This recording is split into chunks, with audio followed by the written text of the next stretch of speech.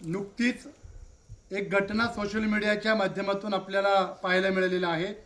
करमाळ्यामध्ये धनगर समाजातील कुटुंबावरती अतिशय चुकीच्या पद्धतीचा भ्याड हल्ला त्या ठिकाणी झालेला आहे।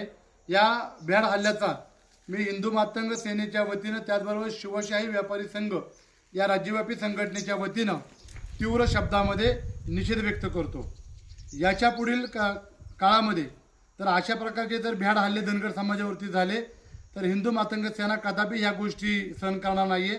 ज्या पद्धतीनं मातंग समाजातील भगिनीवरती बलात्कार झाल्यानंतर बाप्पू बिरू वाटेगावकरांनी त्या बलात्काराचा बदला खुनाच्या स्वरूपामध्ये घेतला, त्याच पद्धतीनं त्यांच्या विचाराचे वारसदार म्हणून धनगर समाजाच्या पाठीमागं ठामपणे उभा राहणं ही मातंग समाजाची तेवढीच जबाबदारी आहे। मी हिंदू मातंग सेनेच्या वतीनं या ठिकाणी या समाजकंटकांना इशारा देतो, यापुढील कालखंडामध्ये धनगर बांधवांवरती झालेले हल्ले कदापि या ठिकाणी खपून घेतले जाणार नाहीत।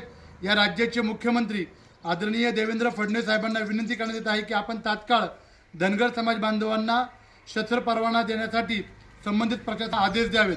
त्याचबरोबर याच्या पुढील कालखंडामध्ये अशा प्रकारच्या जर घटना घडल्या तर तातडीने कडक अशी कारवाई करण्याचे आदेश संबंधित प्रशासनाला द्यावेत, अशी मी हिंदू मातंग सेनेच्या वतीनं त्याचबरोबर शिवशाही व्यापारी संघटनेच्या वतीनं मार्गदर्शक DP आप्पा खंडागळे असतील, त्याचबरोबर अनिलजी गायकवाड असतील, या सर्वांच्या वतीनं मी या ठिकाणी या मुख्यमंत्र्यांना विनंती करतो।